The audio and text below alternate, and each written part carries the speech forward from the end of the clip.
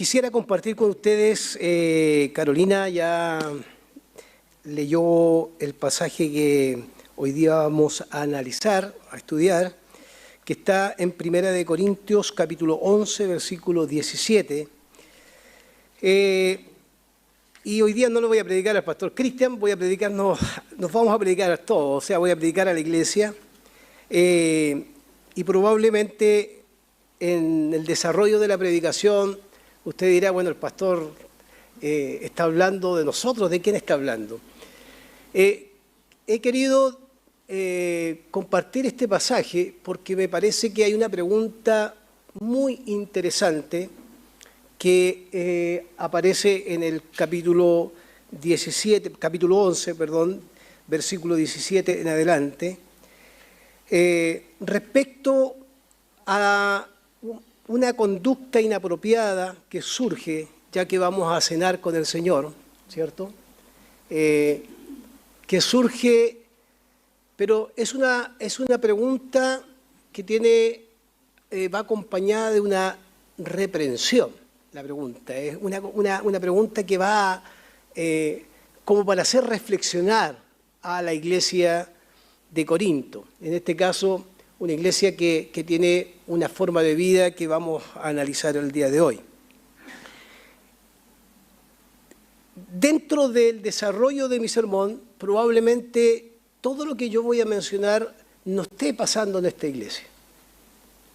Pero siempre es bueno recordar la historia, porque siempre está el peligro de cometer ciertos errores o caer en ciertas conductas que finalmente terminan perjudicando el crecimiento, el avance de la obra del Señor. Dice el apóstol Pablo en 1 Corintios 11, del 17 al 22, al darles las siguientes instrucciones, no puedo elogiarlos, ya que sus reuniones traen más perjuicios que beneficios. Eso ya a mí me hace gritar, me provoca temor. En primer lugar, oigo decir que cuando se reúnen como iglesia, hay divisiones entre ustedes y hasta cierto punto lo creo. Sin duda, y acá Pablo va a usar la ironía, tiene que haber grupos sectarios entre ustedes para que se demuestre quiénes cuentan con la aprobación de Dios. De hecho, cuando se reúnen ya no es para comer la cena del Señor, porque cada uno se adelanta a comer su propia cena, de manera que unos se quedan con hambre mientras otros se emborrachan. ¿Acaso no tienen casa donde comer y beber? ¿O es que, y aquí está la pregunta clave, me parece a mí, o es que menosprecian la iglesia de Dios y quieren avergonzar a los que no tienen nada? ¿Qué les diré? ¿Voy a elogiarlos por esto? Claro que no, claro que no. Si uno toma este pasaje y trata de darle de contexto, uno podría después leer todo el pasaje completo y se va a encontrar que Pablo va a hablar de la cena del Señor. Esto recibí del Señor y esto quiero compartir con ustedes. Pero para poder entender el contexto o entender por qué Pablo, en este caso el apóstol, quiere instruir, uno tendría que recorrer un poquito la carta a los Corintios. Y quiero invitarlos a ese recorrido. Quiero invitarlos a que me acompañen en ese recorrido, porque es interesante que pareciera ser que hay un común denominador dentro de la carta, de la cual es necesario que el apóstol tenga que hablar, tenga que corregir, tenga que decirle a los hermanos, por favor, cuídense de esto. Esto es peligroso. Esta enfermedad que puede causarle, esta enfermedad que tienen les puede causar a ustedes la muerte. En este sentido, desviarse del verdadero camino. Entonces, acompáñenme en este viaje por la carta de 1 Corintios. Mire, quiero que ustedes se acerquen ahí a 1 Corintios capítulo 1, versículo 10 al 12, lo vamos a ir mostrando también en la proyección, que nos habla de una iglesia dividida. Dice el versículo 10, les suplico, hermanos, en el nombre del Señor Jesucristo, que todos vivan en armonía y que no haya divisiones entre ustedes, sino que se mantengan unidos en un mismo pensar y en un mismo propósito. Digo esto, hermanos míos, porque algunos de la familia de Cloé me han informado que hay rivalidades entre ustedes. Me refiero a que algunos dicen, yo soy de Pablo, y otros dicen, yo soy de Apolos. Otros dicen, yo soy de Cefas, y otros dicen, yo soy de Cristo. Y uno se pregunta, entre ellos los de Cristo ya están divididos, de hecho, ¿ya? Pareciera ser que acá se está dando que alguien está siguiendo a hombres con una filosofía o una sabiduría que cautiva. Cuando uno lee la carta se va dando cuenta que la sabiduría de estos líderes cautiva. Y el problema no es de los líderes, porque incluso Pablo después aconseja a Apolos y da recomendaciones que escuchen a Apolos, pero el problema no es de los que están liderando, el problema son de los seguidores. La iglesia está faccionada, la iglesia está dividida. Eso muestra algo que es sumamente importante, es la percepción equivocada que tiene una iglesia de lo que significa el cuerpo de Cristo. Porque somos el cuerpo de Cristo, ¿amén? Somos el cuerpo de Cristo. Fíjese lo que dice en el capítulo 1, 26 al 31, que también muestra que tienen una idea equivocada incluso de ellos mismos. Hermanos, consideren su propio llamamiento. No muchos de ustedes son sabios, se creen sabios.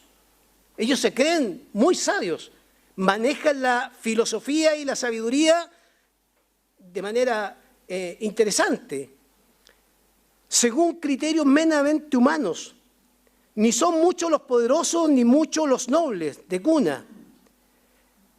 En contraste de esto, mire qué interesante, en contraste de esta mala percepción que tienen ellos de sí mismos, Pablo como que quiere aterrizar un poco este tema y colocarlos en el nivel que corresponde. Entre paréntesis, solo decir al paso que el único que puede nivelar la vida de una iglesia es la cruz de Cristo, porque a los pies de la cruz de Cristo somos todos iguales. Y va a decir, pero Dios escogió entonces en medio de esta mala percepción a los insensatos del mundo para avergonzar a los sabios. Escogió a los débiles del mundo para avergonzar a los poderosos. Y usted dirá, ahí uno se para y dice, pero a ver, un momento, Señor, yo no, ¿cómo? Si yo no soy ignorante, yo no soy la basura del mundo. Como que uno se trata de defender. Lo que pasa es que acá el tema tiene que ver con lo espiritual, tiene que ver con lo que se sabe, con la sabiduría. Frente a la sabiduría humana, hay una sabiduría que pareciera ser derrumbada por la cruz de Cristo. Por eso Pablo va a decir incluso en el capítulo 2 y 3, yo no vengo a ustedes con palabras de humana sabiduría, sino vengo con la palabra y el poder del Espíritu.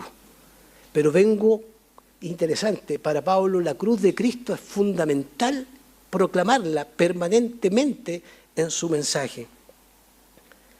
También escogió Dios lo más bajo y despreciado, lo que no es nada para anular lo que es, a fin de que en su presencia, nadie se pueda jactar.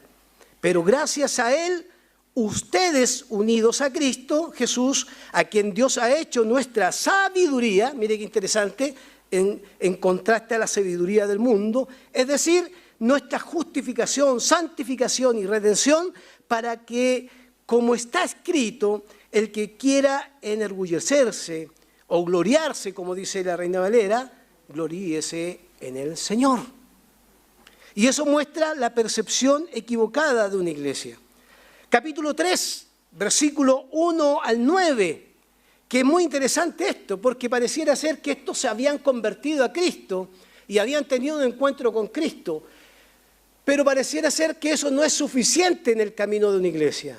No es suficiente llegar a la iglesia y conocer a Cristo.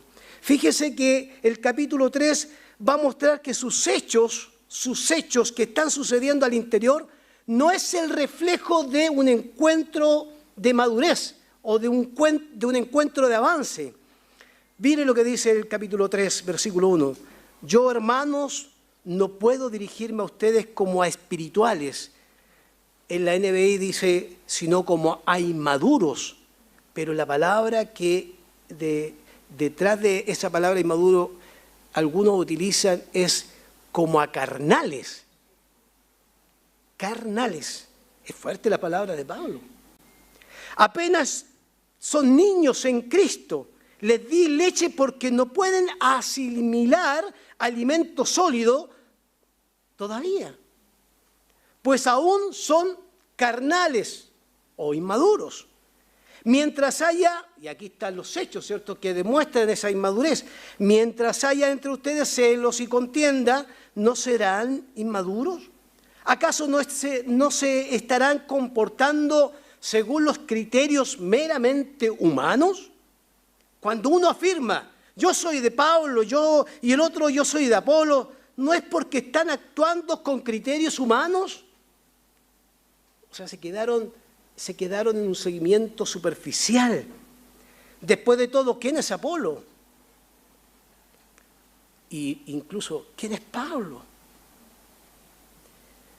Nada más que, mire lo que dice, servidores por medio de los cuales llegaron a creer, según lo que el Señor les asignó a cada uno. Y ahí va a dar como la fórmula que es interesante en la iglesia, porque yo sembré, Apolos regó, pero ¿quién da el crecimiento? ¿Ah? Pero Dios ha dado el crecimiento. Así que no cuenta ni el que siembra ni el que riega, sino solo Dios, quien es el que hace crecer.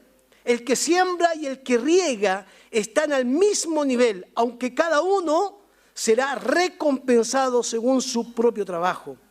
En efecto, nosotros somos, permítanme marcarlo con rojo si usted quiere, servidores, colaboradores de Dios.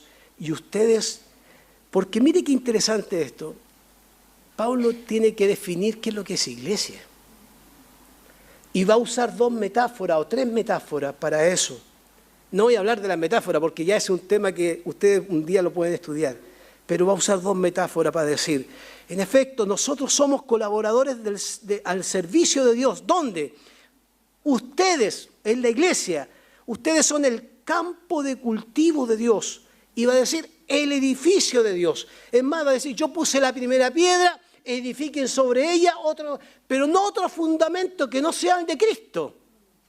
O sea, para Pablo, la iglesia tiene que ser considerada como algo especial. No se puede hacer en la iglesia cualquier cosa. Y la iglesia no puede hacer cualquier cosa. Porque la iglesia tiene una misión que está reflejada en el capítulo 4. Administradores y dignos de confianza. Fíjese lo que dice el capítulo 4. Que todos nos consideren servidores de Cristo, encargados de administrar los misterios de Dios.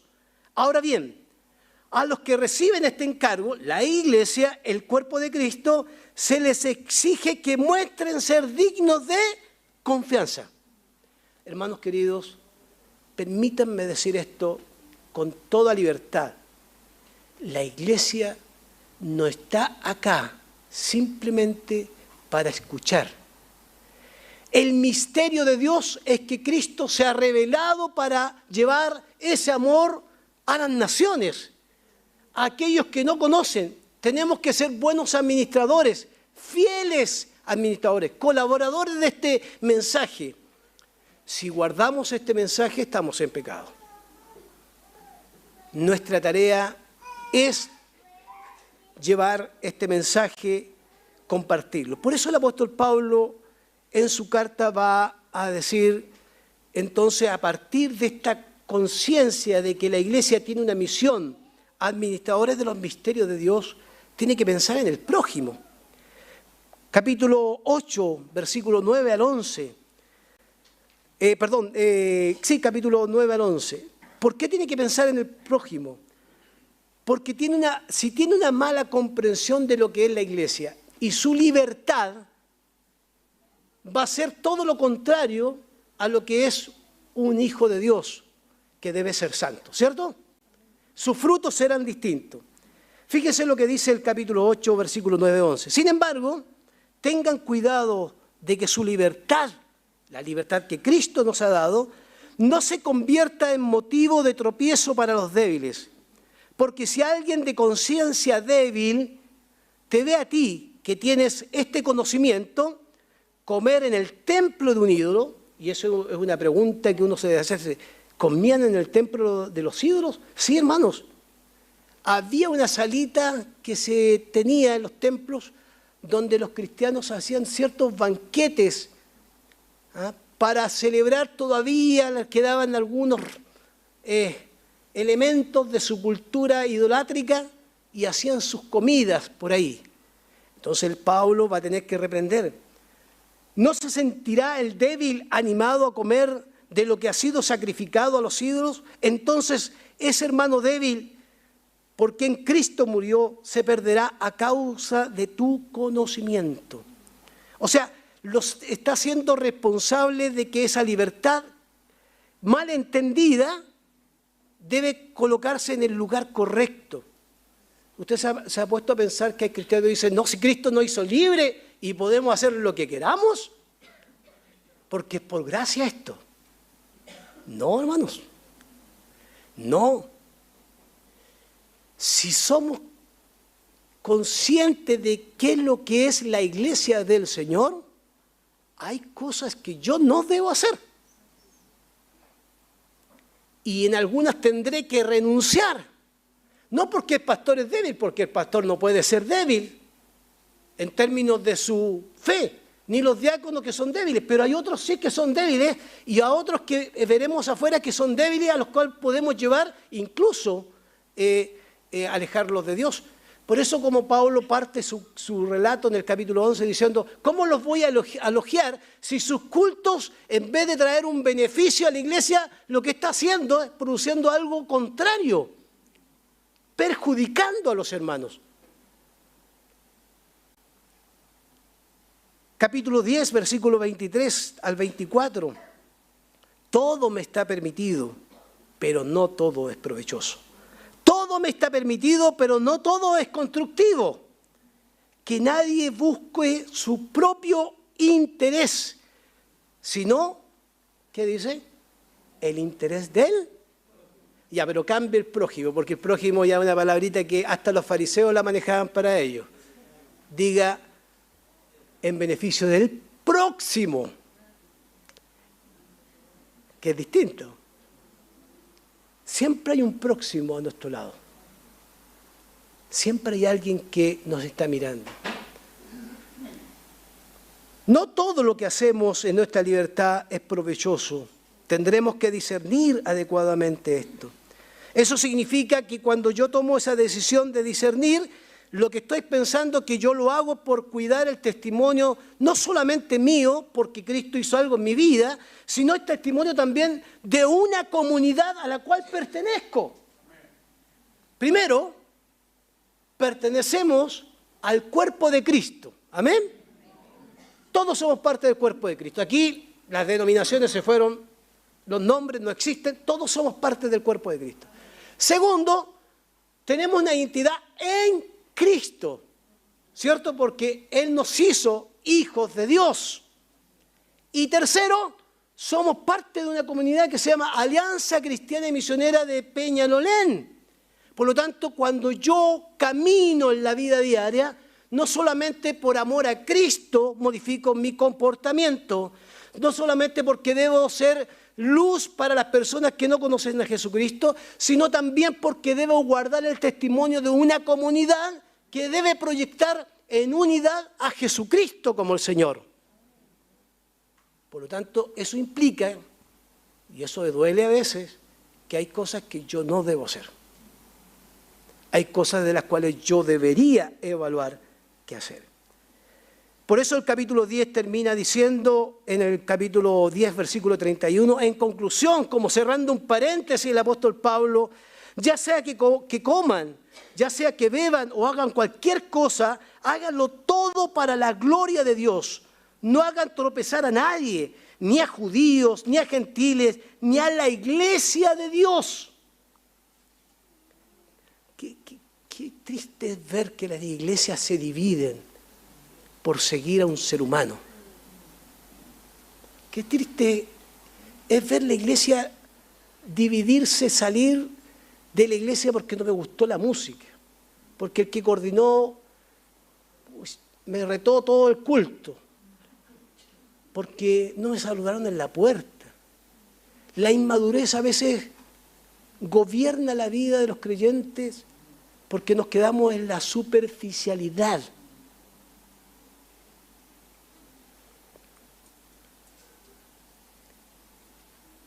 No hagan tropezar a nadie, judíos, ni gentiles, ni a la iglesia de Dios. Hagan como yo, se pone como ejemplo Pablo, que procuro agradar a todos en todo. No busco mi propio interés, sino los de los demás para que sean salvos. En la mente del apóstol siempre está el prójimo, el débil, el que no es salvo. Hermanos, ¿por qué este recorrido? Ustedes se dieron cuenta que como introducción un recorrido que nos coloca en un escenario. El común denominador de este recorrido, ¿saben cuál es? La iglesia del Señor.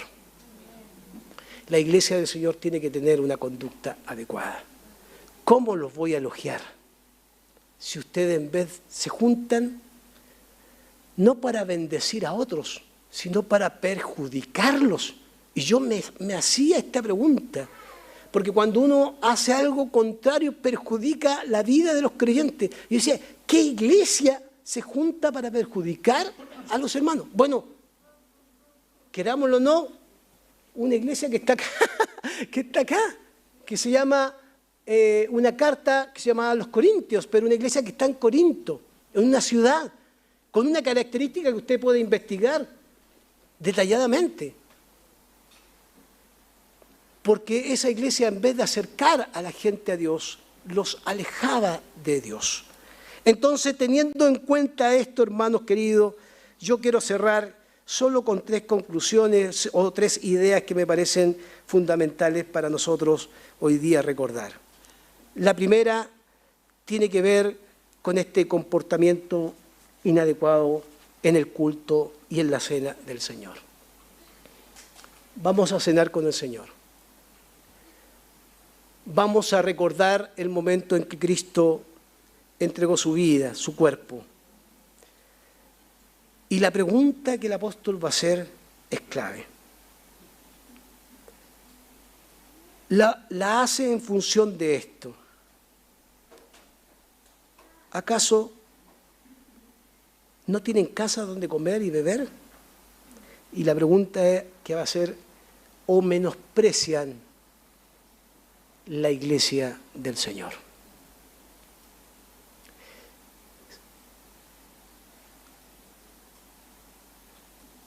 Menospreciar la iglesia del Señor, hermanos queridos, es convertir la iglesia en algo distinto a lo que el Señor quiere que su iglesia desarrolle permanentemente. Club deportivo no somos, un club social tampoco. Tenemos ministerios con nombre, la edad de oro, no sé cómo le llaman por ahí en nuestros ministerios. Somos la iglesia del Señor. Y la conciencia, muchas gracias, muchas gracias.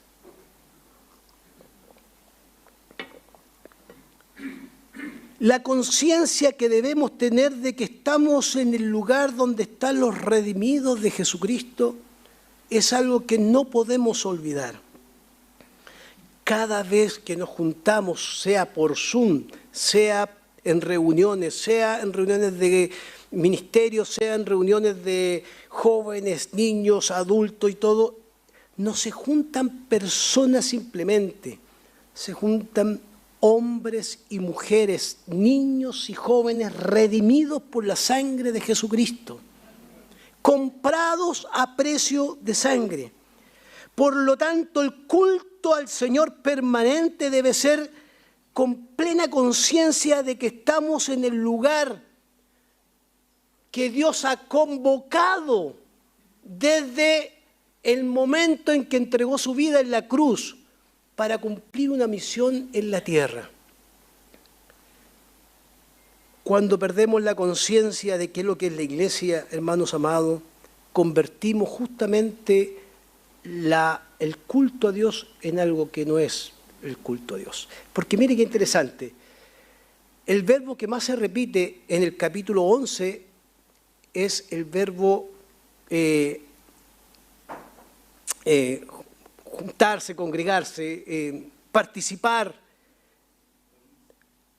Y es interesante porque para el apóstol Pablo el reunirse adecuadamente significa que yo tengo que ser consciente que me reúno con personas que son distintas a mí, que piensan distinto a mí, que tienen un carácter distinto a mí, una personalidad distinta a mí, pero que en el amor que tenemos, ¿cierto?, por Cristo, somos capaces de convivir como hermanos en la fe, con nuestras diferencias. Por eso, al cenar, yo tengo que ser consciente que en la mesa del Señor no hay ricos ni pobres, no hay judíos ni gentiles, no hay iglesias de clase alta ni iglesias de clase baja. No, en la mesa del Señor entramos todos porque la cobertura de Jesucristo nos abrazó a todos, sin distinción, cuando estábamos en nuestros delitos y pecados.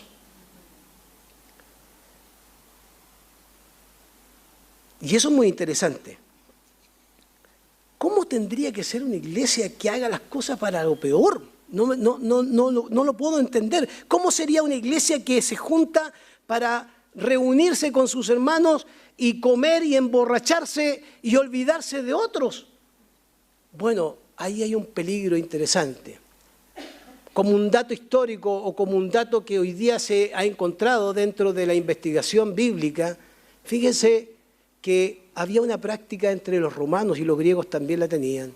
La práctica que era que se adelantaban a comer antes que llegaran los esclavos que habían sido libres, incluso esclavos que seguían siendo esclavos pero eran parte de la iglesia. Entonces, ¿qué hacía la iglesia? La cena del Señor, que no es igual como la hacemos hoy día, comían, bebían, se emborrachaban y a los demás los dejaban con las sobras. Y llegaban los hermanos detrás y se encontraban con una iglesia borracha y además con las migajas. Dice, ustedes que se adelantan a comer y se olvidan de sus hermanos. Eso no es la iglesia. Eso es lo que está diciendo el apóstol. Eso no es la iglesia, porque o menosprecian la iglesia del Señor, ¿la menosprecian? Cuidado, no se puede menospreciar la iglesia del Señor. Y el que está a su lado es la iglesia del Señor. No se puede menospreciar la iglesia del Señor. Por lo tanto, es fundamental discernir el cuerpo de Cristo adecuadamente. Discernir significa distinguir algo de otra cosa, señalando la diferencia que puede existir entre una y la otra. Discernir el cuerpo de Cristo es saber dónde estamos, es saber dónde pertenezco, es saber dónde puedo yo desarrollar mi vida cristiana con libertad sin que me coloquen en un segundo lugar, sino que participo de la iglesia como uno más. ¿Por qué? Porque ante el Señor soy igual para el Señor, igual que los otros que están a mi lado. Unos irán caminando maduramente un poquito más adelante porque llevan más años en la iglesia, otros irán un poquito más atrás, pero los esperamos y caminamos juntos, no los abandonamos. Y si tenemos que comer como lo hacían antiguamente, bueno, nos esperamos, porque todos somos importantes en la mesa del Señor. A mí me parece esta pregunta una pregunta que golpea mi corazón. ¿Menospreciamos la iglesia del Señor? Sí, hermanos, a veces sí. ¿Cuándo la menospreciamos? Cuando cambiamos el quehacer de la misión de Dios por otras cosas que son terrenales. Cuando invertimos todo nuestro esfuerzo en lo que no es la misión de la iglesia del Señor. Cuando invertimos todo nuestro esfuerzo y toda nuestra fuerza en otras actividades que no tienen nada que ver con la iglesia. Cuando hacemos actividades paralelas a aquellas que hacemos para nuestros hijos, los llevamos a otro lado, eso es despreciar la obra del Señor, el cuerpo de Cristo. Sí, menospreciamos a la iglesia del Señor. Tengamos cuidado en este camino, porque incluso podemos llegar a confundir lo que es la institución con el organismo, el cuerpo vivo. Usted dirá, ¿somos de la alianza? Sí, la alianza es nuestro paraguas. Pero le tengo una mala noticia, si usted lo quiere tomar así. Somos de Cristo. Primero somos de Cristo. El paraguas de la alianza nos sirve porque nos ordena, perfecto, y nos sujetamos a ello.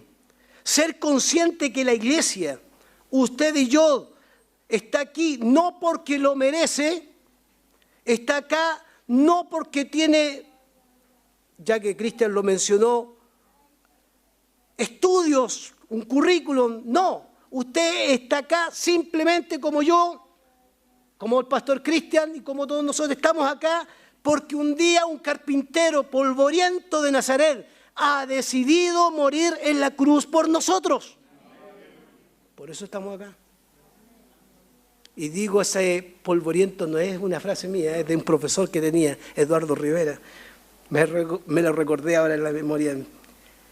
El verdadero problema, hermanos queridos, no es que se congreguen estos hermanos, sino que lo que hacían al congregarse no era algo que reflejara el espíritu adecuado del cuerpo de Cristo. Por eso más adelante Pablo dice que hay que discernir con claridad, no puede hacer lo incorrecto. ¿Se acuerdan de los holocaustos del Nuevo Testamento, del Antiguo Testamento? Sus mejores corderitos, llevaban sus mejores ofrendas y el profeta le va a decir, estoy cansado de sus ofrendas, estoy cansado de sus sacrificios. Es más, el profeta Amós va a decir, ¡ay!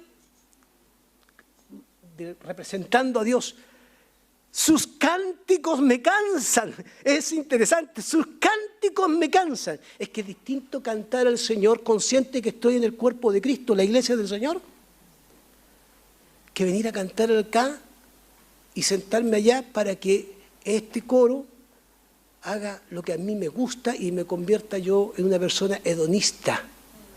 Usted sabe que el hedonismo es una de las enfermedades del siglo XXI, donde estamos. Esto me gustó de la iglesia, me quedo. Esto me gustó, hasta que encontró lo que no le gustó y se fue. Por eso tenemos tanta gente transitando de iglesia en iglesia, porque el hedonismo se ha tomado la vida de las personas. Si ustedes me permiten cerrar con una definición de un teólogo que se llama Pablo Andiñach, dice lo siguiente.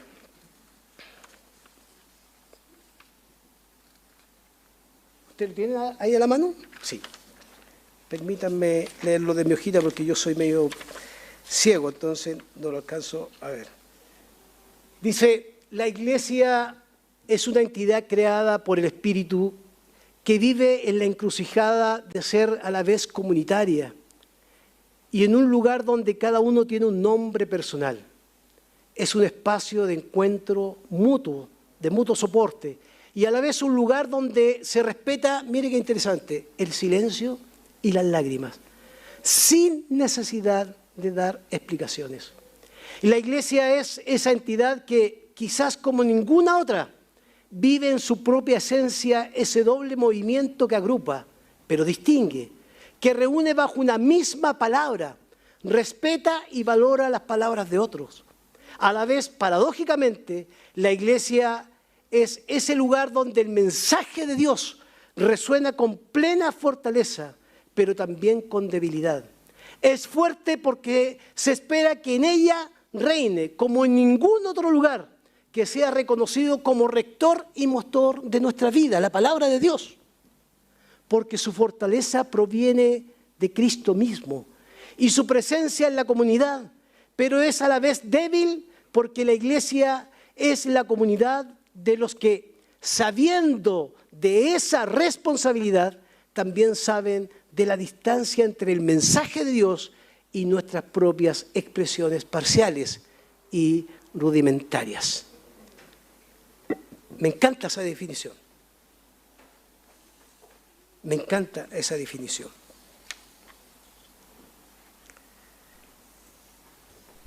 Como conclusión solo quiero mencionar, cuidado con menospreciar el cuerpo de Cristo, hermanos amados. No cambiemos la iglesia del Señor por otra cosa que no sea lo que nos lleve a glorificar al Señor y su misión. Cuidado con el hedonismo. Buscar en la iglesia del Señor satisfacciones personales. Estudiamos la palabra, oramos, nos juntamos, no porque a mí me hace bien solamente, lo hacemos para glorificar al Señor con nuestras vidas, para poder entregarle el acompañamiento adecuado a otros que necesitan de nuestro acompañamiento. El próximo necesita nuestro acompañamiento. Nosotros somos el cuerpo, Cristo es la cabeza. Deje que la cabeza gobierne en el cuerpo de Cristo. Recuperemos, hermanos amados, hoy día más que nunca recuperemos el temor al Señor, pero el temor también del lugar donde estamos, que es su iglesia. No puede ser que hay cosas que tengan más valor que estar en la iglesia de Cristo. No puede ser que hay cosas que sean más atractivas, superficiales quizás, pero a lo mejor atractivas que ser parte de este cuerpo de Cristo. Hermanos amados, no somos parte del cuerpo de Cristo simplemente para cenar, sino también para cumplir la misión del Señor. Eso significa que la iglesia de Jesucristo tiene una misión permanente, tiene un horizonte al cual debe caminar. Cuando soy consciente que esa iglesia es la iglesia redimida del Señor, entonces ahí, solamente ahí, cuando tengo esa conciencia, no pasará lo que le pasó a esta iglesia, menospreciar el cuerpo de Cristo. Desafío para nosotros. Oremos al Señor.